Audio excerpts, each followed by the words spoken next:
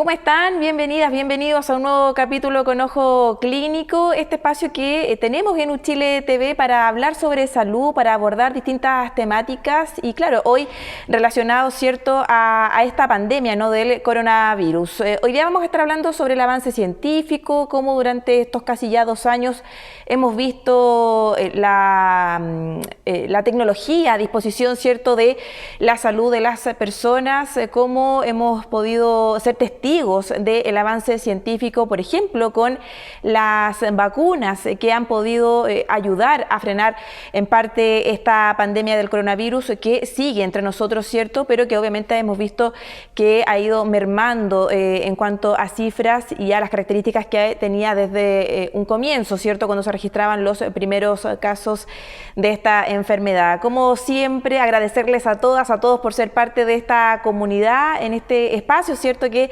hacemos todas las semanas y recordarles, están apareciendo en nuestra pantalla, en nuestras redes sociales, la forma en que tienen todos ustedes para comunicarse con nosotros, para ser parte, ¿cierto? Pueden mandarnos sus consultas, sus sugerencias, sus dudas a nuestro correo que es canaluchiletv@uchile.cl, donde pueden, si quieren grabar, ¿cierto?, con su celular, hacer un video, hacer una consulta, ¿cierto?, enviarla a ese correo donde vamos nosotros también a recibir esa información y a sumarla a nuestro programa, ¿cierto?, que tenemos todos los días jueves como día de estreno y donde también durante la semana podemos reiterar la información que conseguimos, ¿cierto?, las entrevistas que hacemos durante esta hora de programa. También está el sitio de la Universidad de Chile, uchile.cl, donde ustedes pueden revisar parte también del contenido del canal y también todas las actividades que se desarrollan en este plantel. Además también, ¿cierto?, a través de YouTube, de la cuenta de la Universidad de Chile, también revisar los programas de Con Ojo Clínico, también de los otros espacios que hacemos acá en Uchile TV. De esta forma, entonces, todo dicho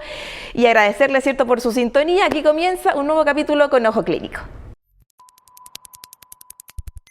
Y como es habitual en nuestro programa, comenzamos siempre revisando un panorama de lo que ha sido la última semana de esta pandemia, ¿cierto?, del coronavirus en nuestro país. Comenzamos con los casos nuevos. En promedio se han registrado cerca de 2.159 casos nuevos diarios, ¿cierto?, durante la última semana.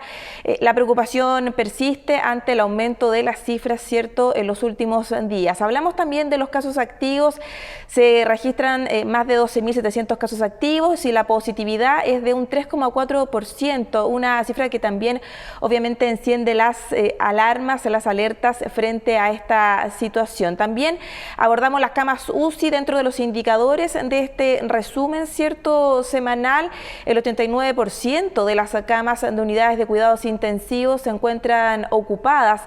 Obviamente lo señalaban los especialistas, lo señalaba también el ministro de Salud, Enrique París, y lo hablábamos y lo abordábamos, ¿cierto?, en el último capítulo de Con Ojo Clínico. La pandemia sigue entre nosotros, estamos, ¿cierto?, viviendo una mayor movilidad en la región metropolitana y también en otras regiones del país. Hay también cambios en el plan paso a paso, pero obviamente es responsabilidad de cada uno de nosotros y de nosotras también, ¿cierto?, de mantener y respetar las medidas de seguridad, de salud, ¿cierto?, el uso de mascarillas, el distanciamiento social, evitar también las aglomeraciones, ¿cierto?, para poder hacer y tener mayor control de las cifras y de esta pandemia, pensando además que nos quedan poquitas semanas para ya las fiestas de fin de año. Revisamos también otros indicadores, hablamos del plan paso a paso. Actualmente no hay ninguna comuna en nuestro país que se encuentre en la fase 1, que es la fase de restricción, algo que vendría a ser, ¿cierto?, como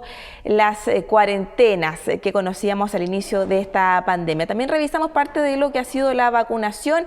El Ministerio de Educación lanzó una plataforma, ¿cierto?, que se llama Vacunación Escolar. Esta plataforma, ¿cierto?, permite ver el porcentaje de avance por cada nivel y por cada establecimiento educacional en cuanto a la vacunación. Si usted tiene algún hijo, hija, sobrino, nieto que está en edad, ¿cierto?, escolar, el sitio es vacunacionescolar.mineduc.cl. Usted puede ingresar ahí, ubica, ¿cierto?, la región, coloca ahí también el nombre del establecimiento educacional y le va a aparecer con unos gráficos, ¿cierto?, la información por cada nivel y el grado, ¿cierto?, el porcentaje de vacunación de ese establecimiento puntualmente, quienes ya cumplieron con sus dosis y quienes aún no. Y para cerrar, ¿cierto?, este resumen que hacemos diariamente en nuestro programa, hablamos sobre una muy buena noticia.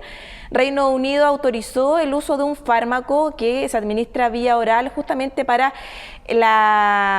este virus, para la pandemia del coronavirus, ¿cierto? Y se espera que a nuestro país ya puedan llegar estos fármacos, ¿cierto?, estos medicamentos a lo largo de las semanas que vienen, a fines de este año, y es una muy buena noticia que puede venir a complementar lo que se está haciendo, ¿cierto?, con las vacunas. Reiterar también el llamado que hacemos siempre, ¿cierto?, desde Ojo Clínico a cumplir con el proceso de inoculación, ¿cierto?, y tener todas las dosis, incluida también la dosis de refuerzo, para también ayudar a todos y a todas en el control de esta pandemia. Con esta información tan relevante, con este resumen, damos inicio a nuestro programa Con Ojo Clínico.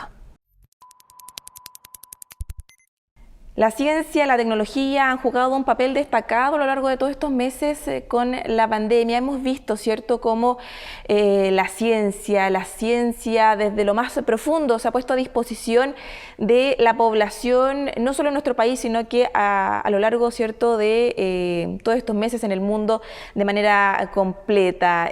Ante un fenómeno tan desconocido como esta pandemia, nadie estaba preparado para enfrentarse ante esta situación, esta enfermedad, ¿cierto?, que nos sorprendió a todas y a todos, pero obviamente hemos contado con el respaldo del mundo científico, tratando de buscar respuestas y ayudar a la población para enfrentar esta situación ante un virus con características totalmente nuevas y que sigue siendo estudiado. Según el sitio PubMed, ¿cierto?, un sitio que recoge información en cuanto a las plataformas de búsqueda, ¿cierto?, una de las plataformas más importantes de búsqueda justamente de publicaciones científicas en el mundo, señala que desde el 1 de febrero del año 2020 al 30 de noviembre de ese mismo año, en el ámbito de la ciencia, ¿cierto?, de la salud, se publicaron más de 80.000 trabajos relacionados justamente con el COVID-19, estudios, investigaciones, análisis en torno a distintas aristas, ¿cierto?, de esta pandemia. Obviamente todo esto en su mayoría en revistas científicas de gran renombre, y obviamente nunca antes un tema de esta envergadura y un problema tan importante de salud pública había estado tan entre nosotros, ¿cierto?, y había ocasionado también tanta preocupación desde parte de la ciencia y del mundo científico, tratando de buscar una explicación y poder también, ¿cierto?, ayudar y contribuir al control de esta pandemia. De esta forma, la ciencia, ¿cierto?, se ha vuelto un tema estratégico, se han generado distintas alianzas, se ha generado, ¿cierto?, una ayuda internacional también, se han puesto los recursos tanto desde la ciencia, el conocimiento, también la infraestructura, los recursos económicos para poder conseguir una vacuna, por ejemplo, una cura para el coronavirus, y no solo una, sino que han sido varias las posibilidades que hemos tenido, ¿cierto? Incluso en nuestro país también ha podido ser parte de los estudios clínicos, ¿cierto?, con varias de estos medicamentos que han estado en estudio y que ya finalmente han sido administrados a la población, y hemos podido ser testigos además de cómo el avance directo, ¿cierto?, en vivo y en directo del mundo científico, de los avances científicos que hemos podido apreciar en estos casi 2 años que llevamos de pandemia. En Chile puntualmente, durante el transcurso también de esta pandemia, las sociedades científicas se han puesto a disposición de la población, el mundo académico también, ayudando al análisis de los datos, a entender de qué manera hacer frente a esta situación, entregando información, aportando desde lo público, desde lo privado, ¿cierto?, también al gobierno, al Estado, para poder entre todas y todos conseguir, ¿cierto?, una respuesta más efectiva contra de esta pandemia. Pero obviamente la presencia del virus, y lo hemos dicho y reiterado, ¿cierto?, sigue entre nosotros, y obviamente sigue constante el desafío desde la ciencia, desde la academia, ¿cierto?, desde el mundo tecnológico y de la innovación y de la investigación, a seguir en este trabajo constante para poder, ¿cierto?, hacer frente a esta situación y quizás a las situaciones también que nos enfrentemos a futuro, un desafío constante. ¿En qué está la ciencia actualmente? ¿De qué manera también ha podido aportar? ¿Cuáles son los principales desafíos? Parte de lo que vamos a estar analizando durante esta hora de programa. Además, cuando está sobre la mesa, lo comentábamos hace un ratito nomás, ¿cierto?, este fármaco, por ejemplo, que viene también a ayudar para el control de la pandemia y cuando hay también otras innovaciones que se buscan, como por ejemplo tratamientos a través del plasma también, ¿cierto?, de pacientes que han sido ya, que están recuperados o también creados a través del laboratorio, como otras alternativas para poder hacer frente a esta situación. Es parte de lo que vamos a estar abordando, los avances científicos, los desafíos que se vienen por delante en nuestro programa del día de hoy. Y ustedes ya lo están viendo en pantalla, nos acompaña Flavio Salazar, él es doctor en inmunología, ha dirigido investigaciones sobre bioseguridad de células humanas y tratamiento del melanoma y cáncer de próstata también, entre otras. Actualmente vicerrector de investigación y desarrollo de la Universidad de Chile. ¿Cómo está, Flavio? Muchísimas gracias por acompañarnos. Muchas gracias a ustedes por haberme invitado, un placer. Profesor Salazar, lo primero, preguntarle por el sentido de este programa, ¿cierto?, que tiene que ver con el avance de la ciencia y cómo ha respondido, cree usted, la ciencia, la tecnología, la innovación en esto tan particular que nos ha tocado vivir como es la pandemia. ¿Ha estado a la altura? ¿Cuáles son los principales avances que usted le gustaría destacar primero a grandes rasgos? Bueno, lo primero es hacer una constatación que no solamente en Chile, sino que a nivel mundial se ha producido, ¿no es cierto?, un impulso al prestigio que tiene la ciencia y al rol que debe cumplir esta, ¿no es cierto?, en el desarrollo de las sociedades. Es claro de que hoy día en situaciones pandémicas y de amenaza, la labor de los científicos informar al público para investigar las causas, los efectos, los impactos de la pandemia en la población ha sido sumamente importante. Y eso obviamente en Chile ha sido igual. En el fondo ha habido un impulso de la comunidad científica que se ha puesto al servicio del país en temas relacionados con la pandemia, no solamente desde el punto de vista de la medicina, donde se han hecho estudios clínicos importantes, o de la biología, donde se han estudiado los aspectos inmunológicos que tiene, sino que también desde las ciencias sociales, las humanidades, la salud pública, la ingeniería, ¿no es cierto?, en el diseño de nuevos aparatos. O sea, en el fondo, se ha tensado y se ha puesto al servicio del país una gran cantidad de científicos. Yo creo que eso ha sido valorado por la población y ha tenido un impacto importante. No obstante, creo yo, también se ha revelado las carencias que tenemos como país, pues, y el que tengamos un financiamiento tan bajo y una comunidad científica, digamos, precarizada y en un número pequeño, impide que el impacto sea aún mayor. Vicerrector, bueno, usted obviamente está a la cabeza de la Vicerrectoría de Investigación y Desarrollo de la Universidad de Chile, le ha tocado de una u otra forma liderar ciertas iniciativas, proyectos en estos últimos meses que van justamente en la dirección de aportar, de contribuir en la pandemia. ¿De qué manera también el rol de las universidades, cierto, de la academia, de la investigación, se ha puesto sobre la mesa para contribuir al Estado, haciendo alianzas con el mundo privado, cierto, a nivel internacional, generando lazos? Eso también ha sido bien importante y bien gratificante, me imagino, justamente estar a cargo de un área tan relevante en este último tiempo. Bueno, claramente esto ha sido así. En el fondo hay varias contribuciones que tienen que ver con, primero, con esta gran conexión que tiene el mundo científico y el mundo académico internacional, lo que permite rápidamente capturar información que se genera en los países desarrollados, transmitirla, utilizarla, ponerla al servicio de las digamos, estrategias que se puedan tomar acá. Del punto de vista hay dos elementos. Uno que tiene que ver como universidades, creo yo. La primera contribución rápida ha sido en poner a disposición cierta cantidad de infraestructura y capacidades, lo que se ha demostrado en, por ejemplo, los ensayos de PCR que se establecieron en varias universidades, incluso en algunas regiones las universidades han sido el principal, digamos, proveedor de estos exámenes, el diseño de respiradores en su momento, etcétera.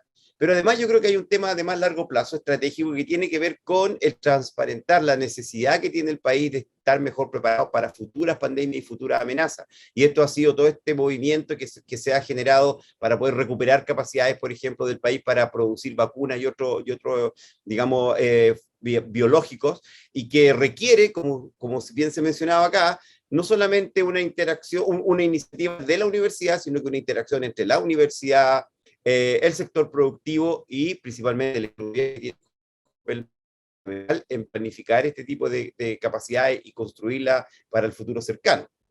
Puntualmente hablemos de ese tema, vicerrector del Centro Productor de Vacunas. La universidad igual ha estado liderando ese frente, ¿cierto? Se tiene contemplado ya un avance importante durante los próximos meses. ¿Cómo va? Y también el impacto que puede tener producir vacunas en Chile, algo que hacíamos, ¿cierto?, hace un par de años atrás y que ahora nos dimos cuenta que en la pandemia que es bien necesario, ¿no? ¿De qué manera también eso va a impactar en el sistema de salud a futuro? Si tenemos ya construido un centro de vacunas y de producción de fármacos. Bueno, claro, nosotros en Chile tuvimos capacidades de producción de vacunas históricas. Yo creo que no solamente en el siglo XX, desde el siglo XIX en adelante, siempre hubo una capacidad de generar sueros inmunológicos que se llamaban antes, primero en el bacteriológico, luego en el Instituto de Salud Pública hasta el año 2005. Y ahí se tomó una decisión, dado que había una necesidad de incrementar las capacidades, modernizar los equipos, de tercerizar. Esto significa comprar las vacunas y dejar de producirlas acá. Ahora, yo creo que esa fue una decisión que se toma sin tomar en cuenta las potenciales amenazas a las cuales estamos sujetos, que son pandemias, o sea, las pandemias y las propias epidemias locales que pueden aparecer, y eso nos dejó bastante expuestos a la dependencia. Entonces, lo que hoy día se está planteando es recuperar esas capacidades a través de una estrategia obviamente más compleja, que tiene que ver cómo nosotros nos asociamos con el sector farmacéutico, que ya tiene un avance importante en el diseño de planta, en el desarrollo de nuevos fármacos, etcétera. Y nosotros ponemos el capital humano importante, cierta infraestructura y cierta, digamos, logística, como por ejemplo el Parque Laguna Carén de la Universidad de Chile, al servicio de un proyecto país que de alguna manera articule todos estos componentes. ¿Y qué va a significar eso? Que podamos tener plantas de producción que presten servicio a iniciativas internacionales, por ejemplo, de China, de Estados Unidos, de Europa, que tengan que producir batch de vacunas que quieran distribuir en Latinoamérica, se pueden producir acá y distribuir, o por otra parte, apalancar investigación propia de nuestros propios investigadores que requieren hacer estudios clínicos y que también requieren poder escalar la producción. Ese rol no lo podemos hacer hoy día en Chile y es una falencia importante en el rol que puede jugar la investigación en el área de la biomedicina y el impacto internacional que puede tener. Por eso ha habido mucho entusiasmo entre la opinión pública, entre los tomadores de decisiones, y estamos avanzando fuertemente en esto con la iniciativa del rector Vivaldi y muchos científicos de la universidad que se han puesto al servicio de este proyecto que yo creo que puede ver la luz en el corto plazo. Sin duda, una muy, muy buena noticia. Lo quiero invitar, vicerrector, ahora que revisemos una pregunta que nos llega desde el público, porque también acá en Con Ojo Clínico tenemos espacio para la comunidad. Mire, tenemos la siguiente consulta. Hola, soy Ramón Espina, tengo 25 años y quería saber, considerando el tiempo que ha transcurrido desde el inicio de la pandemia, ¿cuánto hemos aprendido nosotros sobre las vacunas? Ahí estaba la consulta que nos llega desde La Pintana. ¿Qué le podemos decir a este televidente, vicerrector?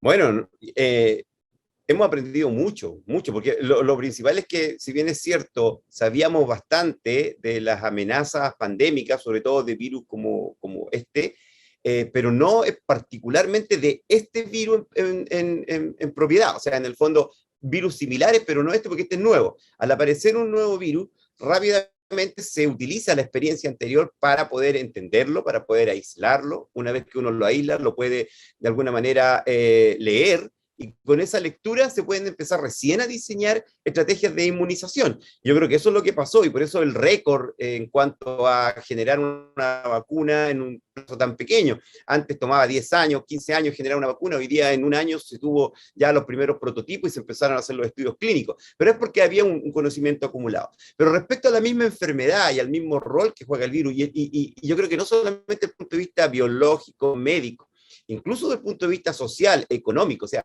la vulnerabilidad que tienen los estados liberales, particularmente aquellos que han debilitado el rol público del sistema de salud, el rol público del sistema de investigación, se han visto mucho más expuestos a las catástrofes que produce esto desde el punto de vista social. Las enfermedades, el confinamiento, el problema económico, ¿no es cierto? Digamos, las infecciones, los problemas concomitantes. Entonces, yo creo que de todo esto se saca una enseñanza que tiene que ver con que nosotros siempre debemos estar preparados. Al igual como, por ejemplo, tenemos cuerpos de bomberos, ¿no es cierto? Aunque no haya incendio, tenemos, ¿no es cierto?, aparatos de la CONAF, aunque no haya incendios forestales, y tenemos soldados, aunque no haya guerra. También tenemos que tener capacidades de reacción, no solamente una vez que se produce la agresión, en este caso, de un patógeno, sino que estar preparado en el monitoreo, en la pesquisa, en la relación de los impactos medioambientales en estas pandemias, etcétera. Yo creo que esa es la enseñanza principal, y yo creo que eso va a quedar para reaccionar en forma mucho más coordinada en el futuro. Usted justo abordaba esto de que, claro, o sea, en menos de 2 años ya tenemos una vacuna contra el coronavirus, no solo una, sino que hay varios fármacos que se están distribuyendo en la población, y es un gran avance que tiene Chile al tener a disposición, ¿cierto?, estas vacunas, cosa que en otros países no ocurre. Quería preguntarle también sobre este fármaco que ahora se conoce, ¿cierto?, que también podría ayudar, esto que fue aprobado en Reino Unido, que podría también llegar a nuestro país en las próximas semanas. ¿De qué manera también estos avances dan un poco más de tranquilidad? Porque claro, algunos escépticos en su momento, ¿cierto?, señalaban de que, claro, en 2 años una vacuna, qué raro. ¿De qué manera esto también muestra el desarrollo científico, la preparación que tienen los países, ¿cierto? Y cómo, si todos trabajamos mancomunadamente sobre algo en específico, se puede conseguir, en este caso, vacunas o un fármaco. Bueno, lo primero es la vacuna, o sea, ahí me voy a detener un poquito. O sea, la vacuna es una cosa del tiempo de desarrollo, que ha sido récord, etcétera, y la articulación que se ha producido ahí. Después está el hecho mismo del efecto que han tenido las vacunas. Yo creo que las vacunas obviamente han ayudado y han, de alguna manera, mitigado los grandes impactos que pueda tener esta pandemia en el mundo. O sea, las vacunas funcionan, han mostrado que protegen, que generan defensa en el organismo y que generan muy pocos efectos adversos. Llevamos millones de personas vacunadas en el mundo, millones, con varias de las vacunas, con la mayoría, y los efectos adversos se cuentan por pocos números, por lo tanto son muy seguras. No obstante, y la vacuna siendo la mejor estrategia social para poder proteger, ¿no?, tiene un plazo. Esto no se produce un día para otro, se va construyendo una inmunidad colectiva en el tiempo que va a ir de alguna manera acorralando el virus, pero esto no se produce un día para otro. Por lo tanto, va a seguir habiendo algunas personas que van a enfermarse, algunas van a enfermarse graves. Por lo tanto, el generar nuevos fármacos para esas personas, o sea, no para todos, sino que para las personas que tienen condiciones específicas, obviamente que es como un paracaídas de seguridad, es un segundo nivel en el cual, si la vacuna no me funciona, a pesar de todo, y caigo enfermo, entonces puedo tener estas alternativas farmacológicas que se basan en el conocer cómo funciona el virus para inhibirlo, y eso permite de que yo me recupere más rápido, que no caiga grave y que no me muera. Eso me parece que es muy importante, pero no es la primera línea, eso es una segunda línea, porque nadie toma remedios para el cáncer, por ejemplo, si no tiene cáncer. O sea, en el fondo hay que tomar las cosas de acuerdo al nivel de amenaza que uno está en algún momento expuesto. Preguntarle también, vicerrector, por el rol que ha tenido, por ejemplo, el Ministerio de Ciencia, ¿cierto?, con la transparencia de los datos, lo que ha permitido también generar alianzas, ¿cierto?, investigaciones, hay trabajo que se hace entre las universidades y también el gobierno. ¿Cómo ha sido también ese vínculo, ¿cierto?, obviamente en favor de la población, en generar una alianza que sea constructiva en medio de esta situación que al principio era bien caótica, ¿cierto?, nadie sabía, y hasta el día de hoy estamos ahí de a poquito, ¿cierto?, volviendo a cierta normalidad. Bueno, mira, yo tengo una visión crítica del rol del ministerio, en el sentido de que valoro algunas de las iniciativas, las valoro mucho, tú mismo la has mencionado, el ministerio ha facilitado la información, o por lo menos ha impulsado o ha combinado al resto del aparato del gobierno para que de alguna manera transparente datos que tiene un interés, digamos, de aportar. Y eso lo valoro mucho. Creo que también se hicieron algunas iniciativas menores respecto a generar ciertas capacidades para dar respuesta al diagnóstico, etcétera. Pero yo creo que ha sido insuficiente, claramente. Yo creo que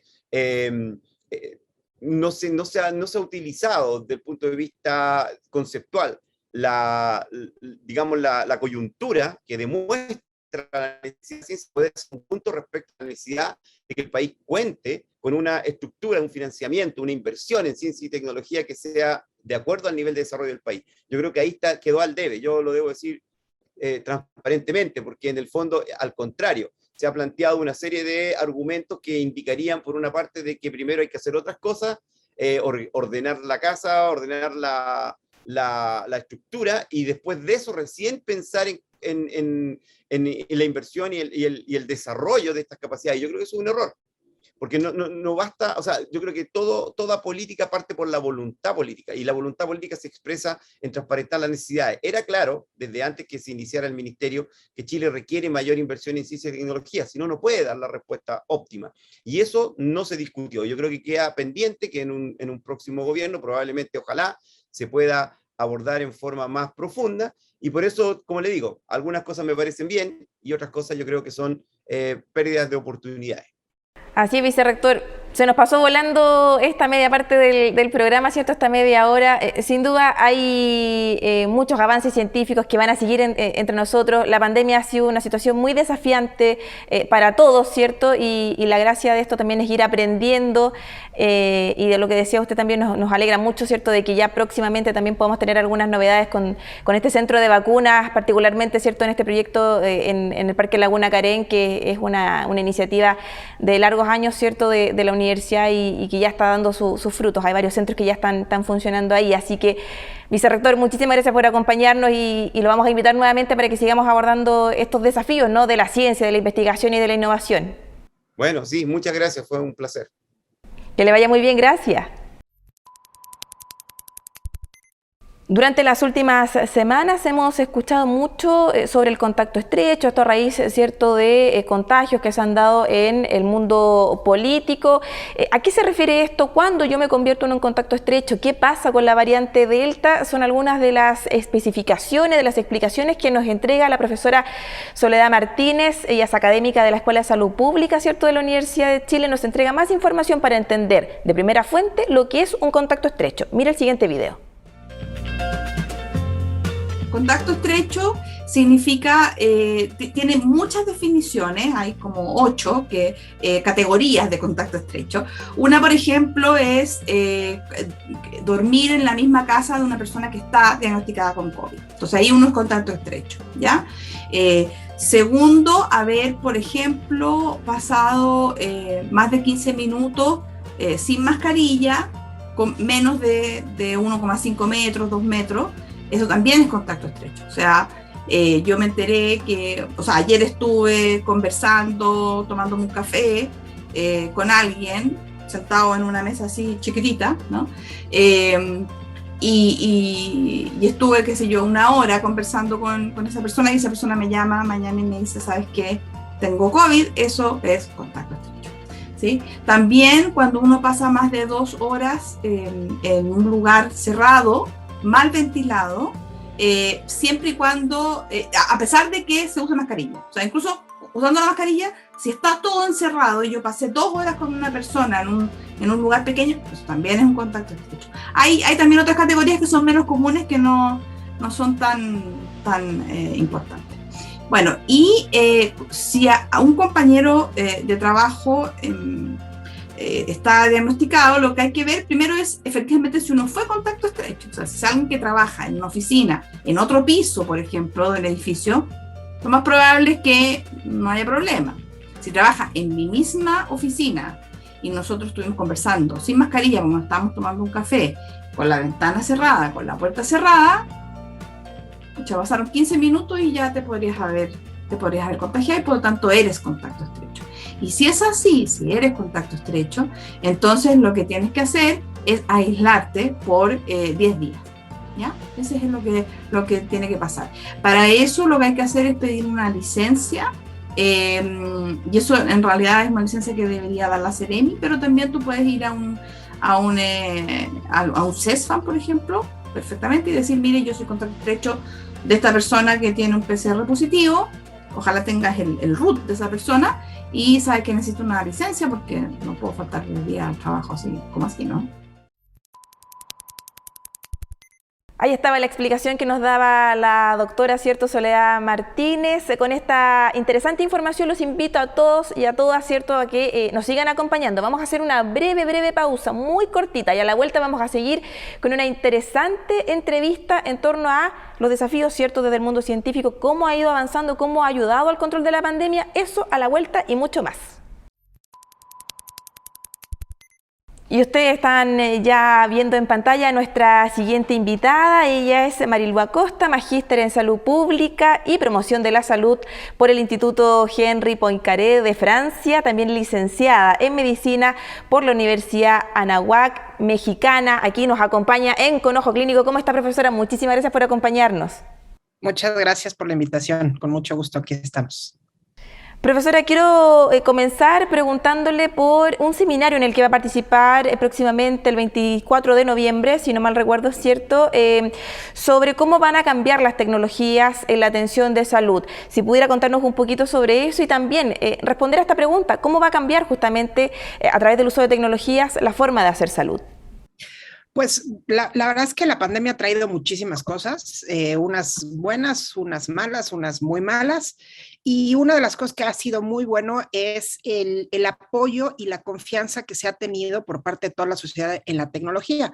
Un poco obligados, no tanto por gusto, pero la propia pandemia nos ha obligado a hacer muchísimo uso de las tecnologías en muchos ámbitos. Entonces, pues ahorita estamos justo en la disyuntiva en donde estamos con la forma tradicional y conocida de hacer medicina y todo lo que se ha derivado por parte de la tecnología, por parte de tener que guardar distancia y de no poner en riesgo a ciertas poblaciones vulnerables. Y entonces se ha desarrollado muchísimo la medicina a distancia, pero al mismo tiempo la necesidad de antivirales, la necesidad de vacunas también nos ha hecho avanzar a pasos agigantados sobre la tecnología en todo lo que es farmacología, ¿no? Entonces está muy interesante lo que se viene, que es simple y sencillamente seguir desarrollando lo que la emergencia nos puso a trabajar. Claro, y esta emergencia en particular y emergencias que pueden surgir a futuro, porque parte también de la enseñanza que nos deja la pandemia es que esta situación de un día para otro puede que nos cambie la vida, ¿no? Lo veíamos el año pasado y no solo en Chile, México, en todos los países, en todo el mundo, y seguimos hoy día viviendo en función de esta pandemia. Preguntarle también por cómo está Latinoamérica en particular, en base a su experiencia, ¿cierto? ¿Cómo estamos nosotros en cuanto al desarrollo científico, mirando, ¿cierto?, países como Estados Unidos, mirando también Europa? ¿Cuál es la relación? ¿Vamos bien encaminados? ¿Qué nos falta?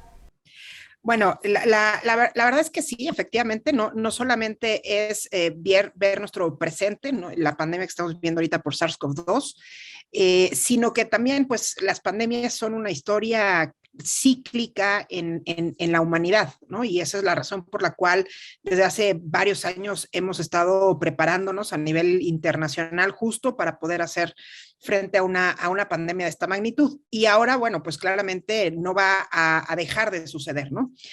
La región de América Latina es muy interesante porque es muy ecléctica, es muy heterogénea. Y eso me parece que si bien es un reto gigantesco, también tiene una riqueza enorme. Si sabemos explotar y si sabemos entender la necesidad de la flexibilidad, la necesidad de el estar constantemente analizando lo que funciona y lo que no funciona, vamos a poder tener un desarrollo tecnológico no solamente enfocado a una población bastante homogénea, como podrían ser otros países u otras regiones del mundo, sino con regiones de ciudades muy desarrolladas, pero al mismo tiempo de regiones rurales, donde no necesariamente hay tantos, por ejemplo, acceso a Internet o tantos celulares inteligentes o tablets o computadoras. Entonces vamos a tener que hacer uso de muchísima imaginación, de muchísimo diseño, de muchísima pensar cómo poder resolver una zona tan heterogénea. Y me parece que esa es, si bien un reto, es una gran riqueza de la región. Hay muchísimas cosas que han salido muy interesantes a partir de la pandemia en América Latina y bueno, pues hay que seguir apoyando y desarrollando y sobre todo creer que sí podemos aportar una solución que no solamente sea para América Latina, sino que también se pueda aportar y que pueda funcionar en otras partes del mundo. Eso es lo que esperamos todos, ¿cierto? De que se unen los esfuerzos.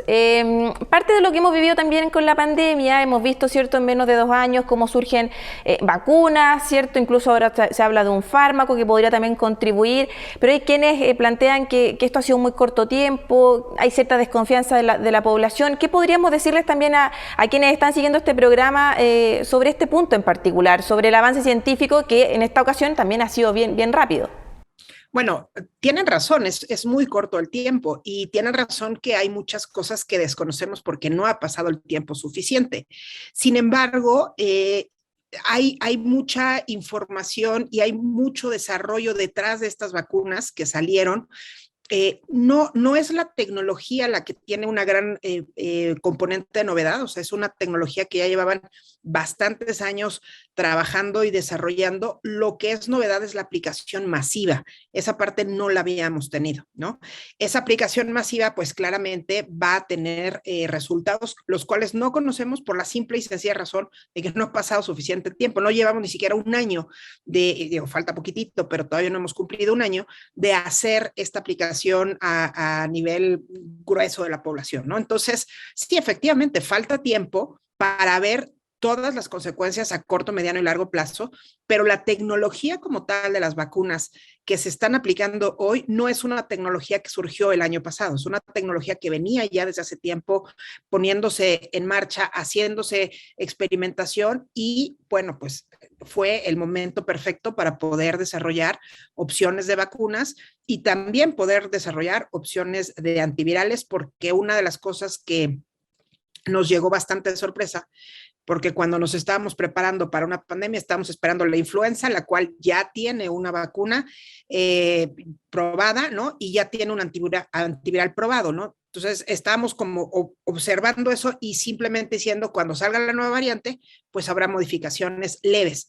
Pues no, vino por un coronavirus, el cual no tiene un antiviral que funcione y no tiene una vacuna que funcione. Entonces, todo fue un paquete de novedad, pero no la tecnología. La tecnología ya se venía trabajando desde antes y simple y sencillamente se acotó y se arregló para COVID-19. Quizás desde el mundo científico se podría también explicar quizás más bien simple, ¿cierto? En un lenguaje que puedan entender todas las poblaciones, esto que usted me está señalando ahora, ¿cierto? Porque de repente hay mucha desconfianza porque no se manejan ciertos conceptos o la gente dice, llegó la vacuna en menos de 2 años, qué raro esto. Y claro, usted lo está planteando así, hay una investigación de largos años, el mismo coronavirus es algo también que ha estado por muchos años junto a nosotros, son distintos los tipos de coronavirus, etcétera. Quizás ¿podría ser, cree usted, una solución hablar más en simple a la población, generar campañas comunicacionales? ¿Podría también ser un aporte desde esa mirada? Yo creo que uno de los grandes aprendizajes que nos deja la pandemia, que nos deja COVID-19 es la falta de una adecuada narrativa y de adecuadas voces para poder contar la historia de la pandemia. ¿Por qué? Porque de repente empiezan a surgir muchas voces y sobre todo, ahora sí que por la tecnología y por las redes sociales, que empiezan a hablar y que empiezan a decir términos que normalmente no son de dominio público, ¿no? Que son como muy especializados y que el hecho de tener o no tener una licenciatura en medicina o en ciencias no significa que tenemos la capacidad de transmitir la información. Y que no significa porque yo entiendo, entonces todo el mundo va a tener que entender. Entonces, una de las cosas que definitivamente es una gran lección es necesitamos voces claras que puedan hacer una traducción entre el lenguaje científico y un lenguaje de común denominador que pueda contar la historia de manera adecuada, porque estas vacunas, por ejemplo, bueno, la tecnología venían buscando justamente una vacuna para el VIH, que es otro virus que también ha generado problemas importantes en la salud pública, pero no la contaron bien, la historia de la vacuna no la contaron bien, entonces de ahí vienen claramente muchas inconsistencias en la historia, es como ver una película mal contada cuando sales de la película, no necesariamente la quieres recomendar porque dices, no, ¿sabes qué? Este asesino no estaba tan bueno, o la verdad es que esta historia de amor no me pareció tan coherente o tan sólida. Y eso sí es una de las cosas que claramente ha faltado en esta pandemia, y es contar bien la historia de por qué el distanciamiento social, por qué el uso de máscaras faciales, por qué la vacuna, cómo, todo ese tipo de cosas. Sí, definitivamente hemos tenido demasiadas voces y no necesariamente voces que saben contar historias y que pueden hacer la traducción entre lo científico y lo que la población general puede entender, porque no tendríamos por qué saber como población general todos los detalles de cada una de las ramas de la ciencia, ¿no? Como en este caso sería la medicina. Es así. Bueno, parte también del objetivo de nuestro programa, humildemente, ¿cierto?, es aportar también a eso, ¿no? Llevamos varios meses nosotros también hablando sobre la pandemia con especialistas, con académicos de distintos lugares, ¿cierto?, de nuestro país y también a nivel internacional, y para llevar y en un lenguaje simple, común, como planteaba, ¿cierto?, conceptos que son bien técnicos a veces. Quiero llevarla también a otro concepto que tiene que ver con el desarrollo tecnológico y donde yo sé que usted es especialista, la telemedicina, que también llegó, ¿cierto?, para quedarse, ¿no? ¿De qué manera esto también se va a seguir desarrollando? ¿Qué camino debería tomar hacia el futuro, ¿cierto?, más allá de la pandemia? ¿De qué manera también contribuyó la telemedicina a seguir con controles médicos, a que la gente pudiese, ¿cierto?, recurrir a un especialista en medio del confinamiento y que estábamos, ¿cierto?, todos ahí en nuestras casas? Pues bueno, la verdad es que la pandemia sí le dio un súper empujón gigantesco, porque ya existían muchísimas herramientas y ya existían muchos intentos de hacer telemedicina en muchísimas formas, ¿no? Pero las personas de alguna manera decían, bueno, pero pues prefiero presencial, tiene mayor valor. Pero cuando nos encierran, ¿no? Cuando los hospitales están saturados, cuando los servicios de salud probablemente están llenos de COVID, aunque no sean zonas de COVID, bueno, pues en ese momento lo presencial dejó de tener un peso importante, y entonces nos permitió a todo el personal de salud desarrollar mucho más lo que es telemedicina. Entonces, hay una parte muy interesante y me parece relevante y total y absolutamente piedra angular, y es justamente el empoderamiento del paciente. Cuando el paciente va a nuestro consultorio, a nuestro hospital, a nuestro laboratorio, está dentro de nuestro terreno. Y lo que hace es que al final de cuentas el paciente se deja llevar, ¿no? El personal de salud es quien le toma los signos vitales, quien le saca la sangre, quien lo revisa, etcétera, etcétera. Pero cuando estás en casa y cuando no tienes a un personal de salud, entonces el paciente, pero sobre todo el familiar o con quien está el cuidador primario, se convierten en estos traductores de lo que está sucediendo en casa para hacer llegar al personal de salud esta información. Entonces, ese empoderamiento me parece que es sumamente necesario, sumamente determinante en el desarrollo de la telemedicina para el futuro, ¿no? En donde nosotros lo que vamos a poder hacer es cada vez más entender cómo el paciente y sus familiares pueden cuidarse y pueden valorarse a sí mismos, y entonces nosotros como personal de salud vamos a hacer una guía, vamos a hacer en medicina se conoce como triage, en donde identificas lo que es urgente de lo que no es urgente, y entonces vas a poder decir, sabes que esto lo puedes manejar en casa, o no, sabes que esto mejor sí ve a un consultorio, no es urgente, pero sí es importante, o si de plano corre al hospital, porque esto lo que está sucediendo sí requiere de una atención médica inmediata. Entonces, este empoderamiento, este regresarle al paciente y a sus familias o al entorno en donde está viviendo el paciente, y decirle, es tu salud y tú la cuidas, me parece que es muy, muy importante. Justamente mis estudios de promoción de la salud está basado en eso, en donde la salud no se construye en un consultorio, en un hospital o en un laboratorio, sino que se construye en cada una de las decisiones que toma el paciente y el entorno, y justamente telemedicina puede hacer construir ese puente entre lo que hoy conocemos como salud, poco paternalista, que así se conoce el término, y una salud en donde el paciente y su entorno son conscientes de la responsabilidad que tienen de cuidar su salud y de construirla día con día. Pero claro, ahí también tenemos esta contribución desde el mundo de la tecnología, ¿cierto? De poder contactarse con un paciente a través de un celular, de una cámara, pero también hay desafíos importantes ahí de cómo masificamos esto, cómo poder también recibir información a distancia, poder controlar, hay algunas patologías o algunas especialidades que hay que tener un contacto quizás con el paciente, ¿cierto? ¿De qué manera también eso tiene que ir desarrollándose, ir avanzando a futuro y insisto en el punto también de qué manera hacerlo más masivo, ¿no? ¿Cuáles son los desafíos, las cosas pendientes? La verdad es que la medicina a distancia puede ser desde un mensaje por mensajería instantánea, puede ser una llamada por teléfono y puede ser una videollamada, ¿no? La verdad es que tiene muchísimas flexibilidades y funciona. Cada situación es distinta, cada paciente es diferente, cada enfermedad es algo, requiere cosas distintas, ¿no? Entonces, creo que la tecnología la podemos explotar de muchas maneras. Hay, pues, termómetros que todavía siguen siendo de mercurio y son tan válidos como un termómetro que es digital.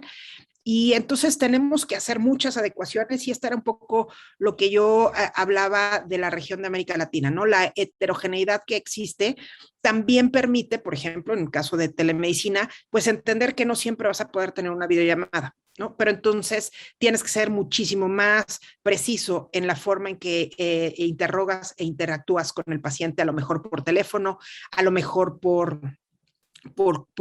mensajes de texto, pero entonces al final de cuentas hay muchísimas cosas que seguir desarrollando. Ahora, ya en cuestiones de tecnología un poco más avanzada, todos los dispositivos que se están generando, todas estas empresas que han generado teléfonos inteligentes, pero también han generado relojes inteligentes o pulseras o muchas formas de hacer, de tomar signos vitales.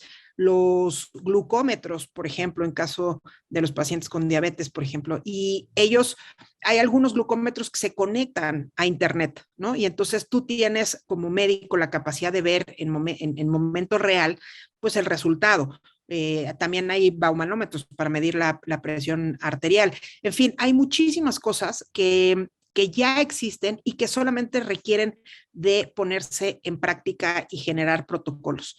Hacerlo masivo me parece que es bastante más sencillo de lo que parece. Lo que se complicaría en este caso es poder hacer la traducción entre una medicina presencial tradicional, como la conocemos, y una medicina digital. Ahí es en donde esta traducción, que no solamente es para el paciente, sino también para el propio personal de salud, porque el médico y el personal de salud, el servicio de enfermería, los hospitales, todo lo que está construido alrededor de esto, de la atención en salud, también está en crisis porque no sabe cuál es su posición. Es decir, cuando llega la tecnología y cuando llega el paciente con la capacidad de tomarse signos vitales ellos mismos, de revisarse o de darse un seguimiento, entonces el personal de salud entra en crisis básicamente deontológica y decir, bueno, ¿qué es lo que yo aporto? ¿No? ¿En qué momento entro yo y en qué momento no entro yo? Y ahí hay un tercer jugador que es justamente la tecnología, ¿no? Entonces, ¿en qué momento, qué le corresponde a la tecnología, qué le corresponde al paciente y qué le corresponde al personal de salud? Y esa es una discusión que todavía falta muchísimo para poder tenerla como claramente definida, y es una discusión que se tiene que tener en muchísimos foros para poder justamente entender cuál sería la función de cada uno de estos tres personajes y poder sacar lo mejor de cada una de ellas.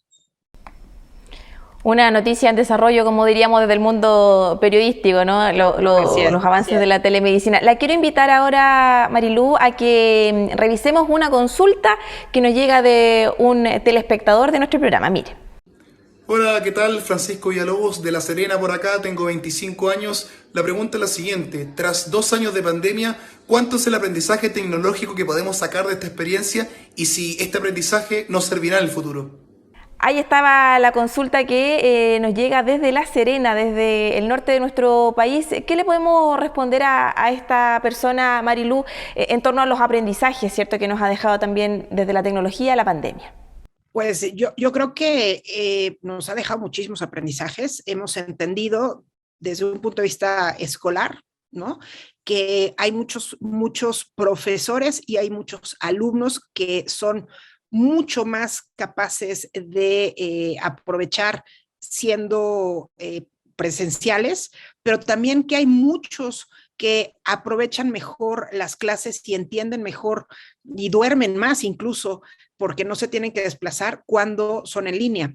Y también hay muchas cosas, muchas reuniones y muchas convenciones, por ejemplo, que se aprendieron también a dar en línea. Entonces, hay mucha parte de la vida digital en donde podemos hacer ejercicio, podemos tomar clases, podemos hacer reuniones, podemos trabajar y claramente podemos hacer medicina a distancia. Entonces, todo este uso de la tecnología me parece que es sumamente importante. Ahora, también han habido desarrollos de aplicaciones, por ejemplo, los equipos de fútbol americano en Estados Unidos de América, ellos desarrollaron varias aplicaciones que pusieron en marcha. Una era para pedir la comida cada vez que ellos estaban acostumbrados a hacer buffet, y entonces ellos lo que hacían es que ya no se paraban y ya no convivían con tanta gente en el buffet, sino que solicitaban su comida por una aplicación que lo podían implementar en todos los hoteles a donde fueran. También había una aplicación en la que les decían cuánto tiempo estaban en ese mismo lugar conviviendo con esa misma persona para poder hacer las modificaciones en los movimientos y disminuir los riesgos. Entonces, hay muchísimas cosas que hemos aprendido.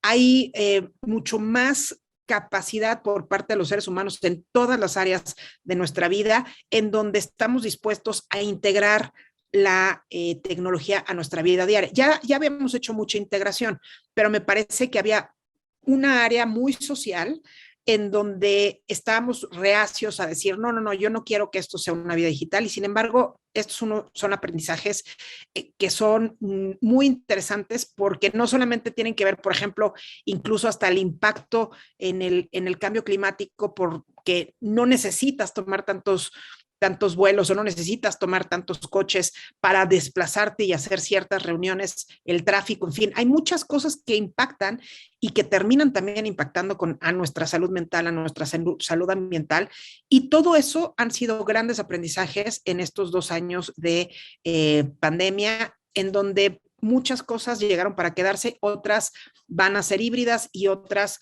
pues claramente pues hay cosas que no se pueden hacer de manera digital, como darle un abrazo a tu ser querido.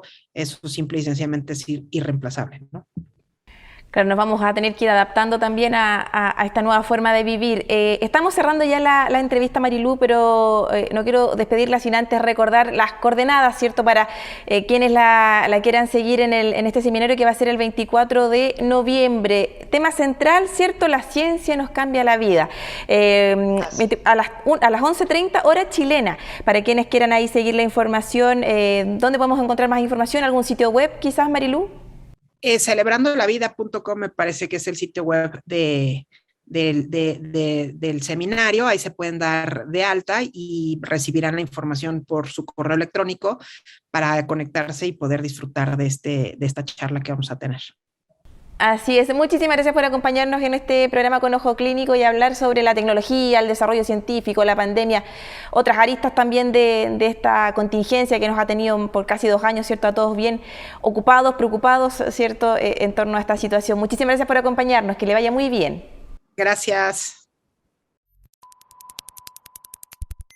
Ya estamos llegando al final de este capítulo donde abordamos, ¿cierto?, la ciencia, el desarrollo tecnológico, cómo también ha estado a disposición de todas y todos, ¿cierto?, en el control de esta pandemia. Algunas ideas, fuerza que destacamos siempre nosotros al cierre del programa, tienen que ver con las vacunas, por ejemplo, que es una muy buena estrategia, justamente una estrategia social en el combate de esta pandemia que nos ayuda a protegernos.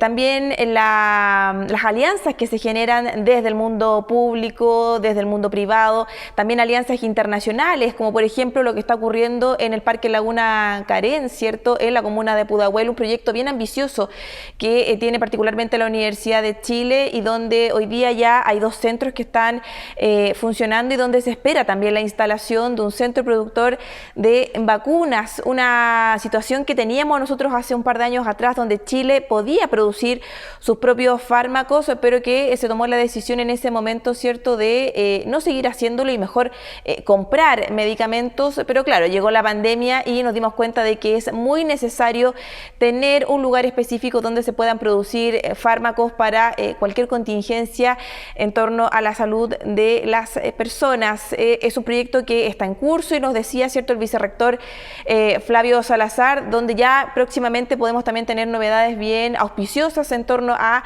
esta construcción de este centro, ¿cierto?, y donde se han generado también varias alianzas bien importantes a nivel internacional. También abordábamos el uso de la tecnología, cómo esta llegó, ¿cierto?, para contribuir a la gente, a la población en el control de esta situación, ¿cierto?, esta crisis sanitaria que ha hecho que nos cambie la forma de vivir, de relacionarnos, ¿cierto?, en el día a día. Hablábamos con la especialista, ¿cierto?, mexicana sobre la telemedicina, algo que parecía tan poco llevable a cabo, ¿cierto?, tan poco cercano, hoy día es una realidad y podemos tener una consulta con un especialista a través de una pantalla o a través de un correo, recibir, ¿cierto?, alguna información sobre algún medicamento o alguna duda en específico. La tecnología, ¿cierto?, al servicio de la gente y obviamente hay un montón de desafíos que van a seguir por delante en torno a cómo masificamos este tipo de aplicaciones, ¿cierto?, la telemedicina, cómo se puede masificar, ¿cierto?, cómo también el desarrollo tecnológico tiene que ir de la mano del cuidado de ciertas áreas.